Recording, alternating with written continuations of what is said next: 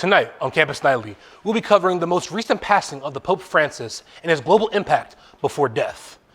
Plus, a major wildfire in New Jersey burning thousands of acres, a movie update about the live-action Snow White, Seton Hall Theater's upcoming show, Peter and the Starcatcher, and a special interview with Mitchell Cole. With you, I am Farnsworth Hendrickson Jr., and this is Campus Nightly.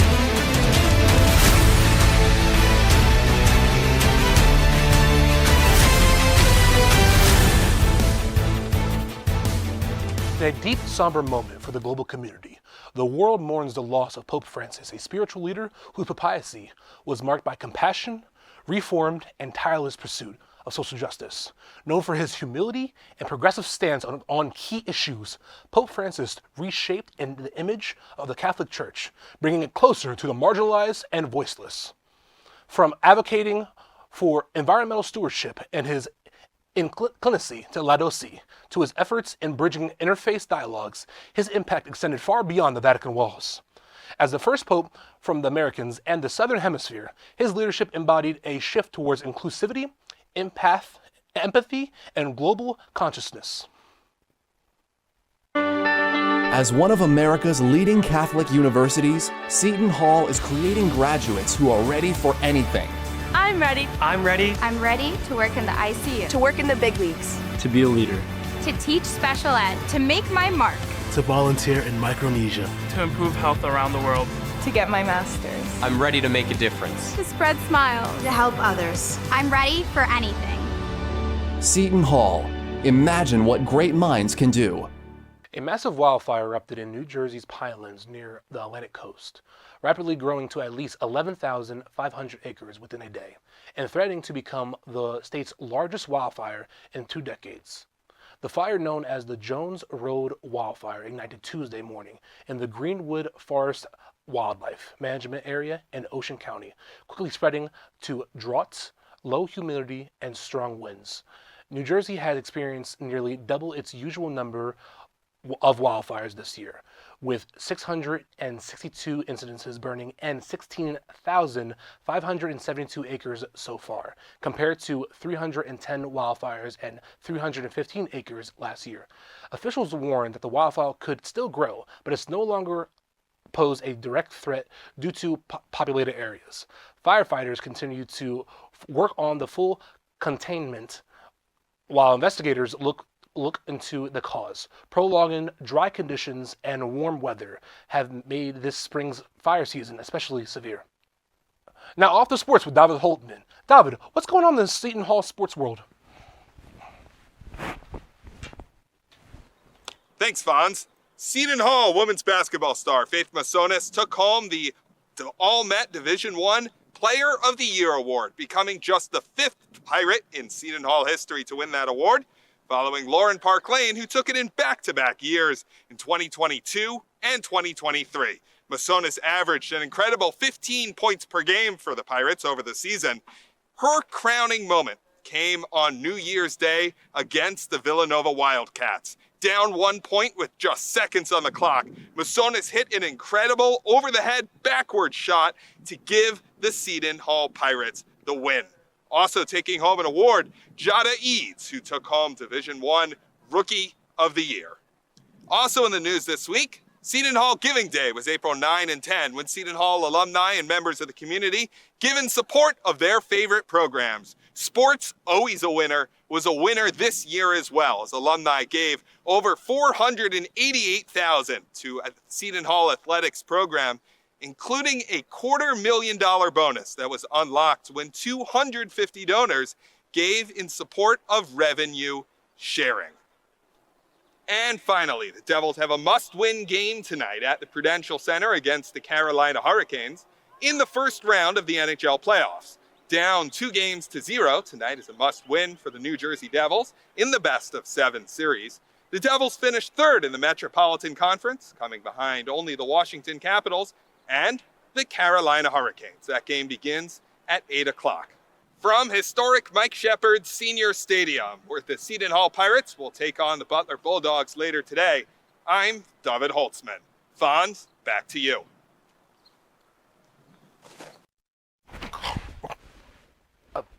Thank you, David.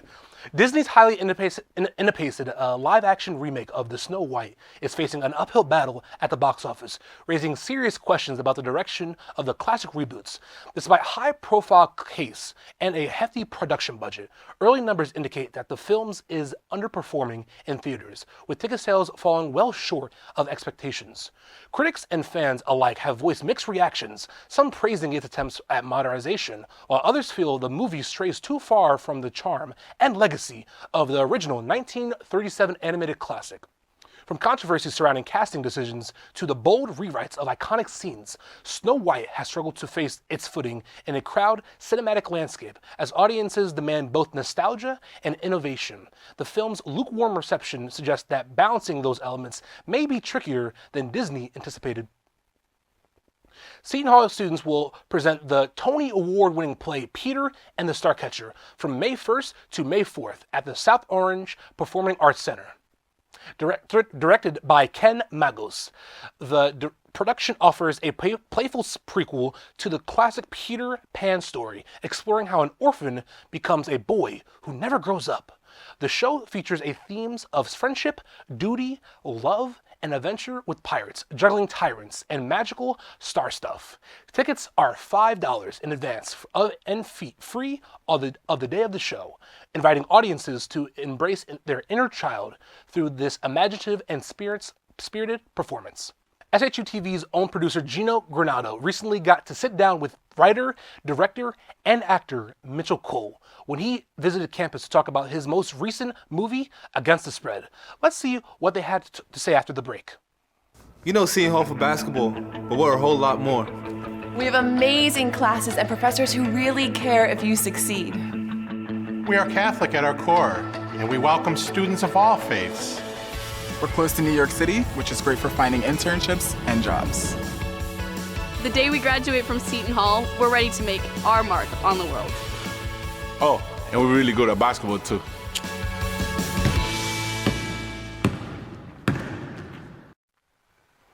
Hi, I'm Gino Granado, a junior film production student and a producer at SHU-TV. We have a very special guest, Mitchell Cole. He's an upcoming film director, writer, producer, editor, almost everything. Yeah. He directed films like Choose the Right, Against the Spread, his newest feature, Derelict, and Lords of Lincoln County. Hello. Hi, Mitchell. Hey, man. How are you today? I'm good, man. Thanks for having me on. No problem. We love having a special guest. So some facts about Mitchell. He was born in Florida. He has a production company called Black Bottom Studios. Black Bottom Studios. And he likes themes of more ethical themes, antagonists as protagonists. Is that correct? Something yeah. Why do you like those themes? Why do you like those villains as protagonists? Well, it's just the films I grew up on, like mob gangster movies and things like, and good westerns, the Clint Eastwood, The Good, the Bad, and the Ugly, things like that. You always have like the rough, rugged guy and you know, somebody who could probably be a villain in certain stories, and then we get to see the other side of the coin and kind of take their angle as the protagonist. And that's always just kind of interested me more than a clean-cut hero, I think. Yeah, I know for your newest feature, Against the Spread, you had maybe spoilers for people who haven't seen, or maybe it's a little promotion. I don't know, but the main character, the protagonist, is a gambling addict who, you know, it's not seen as something great, but how he develops throughout the movie is something to watch. But let's get right into it. So, how did you begin your career as a film director? Well, I've always been into film since I've been a kid. You know, I grew up watching all kinds of different movies, and then when I was like 9 or 10 years old, my grandma showed me Reservoir Dogs for the first time. And probably too young to watch it, but it definitely made an impact on me. It was nothing like I'd ever seen before. You know, the language, the violence, just the storytelling. Was the main thing that I really noticed a difference in. And then once I connected the dots that the same guy directed Pulp Fiction, it was like, so that's what a director does. That Quentin Tarantino, you know. So, and then we had the same birthday, March 27th. March 27th. It must be meant to be then, right? Oh, so your birthday was a few days ago, as of filming of now. Yeah. Oh well, happy belated birthday. Oh, thank you, thank you. So, when I know the biggest challenge for students, or at least film directing, upcoming film directors, is finding resources to get the film. Budget, crew, locations. How do you typically get those resources? Well, this was my first feature, so it was so I'd done short films in the past, and it was kind of just really a one-man band kind of thing. But my friend Wesley Chevlot, who operates Black Bottom Studios with me, we kind of just tackled everything on our own. But yeah, the feature, you can't do that. It's a little bit bigger. So to come up with the idea, you get the script, and then for this one, I reached out to Thomas Rondinella, who's a professor at Seton Hall. We had met at a film fest in Orlando, and I sent him the script, and he liked it and kind of got the ball rolling. But before that, we had made a proof of concept, which was just like a really condensed, short version of the film with a sizzle reel at the end, and we sent that to him. And then everybody I knew had a couple extra bucks laying around that we could throw together. We would go to their house or send it to their phone and say, hey, can you watch this? This is what we're trying to do. Can you help us out? So how did you meet Professor Rondinella? Professor Rondinella, great guy. Great professor. I love having you in the class. Great producer, But, great producer. Yeah, how did you meet him? So he was promoting Professor Pace and his project Cami at the 2021 Orlando Film Fest, and Wesley and I were promoting our short film Derelict at the same festival, and we saw his film, he saw our film, and he approached us at the festival. They have like the networking events at the festivals. Yeah.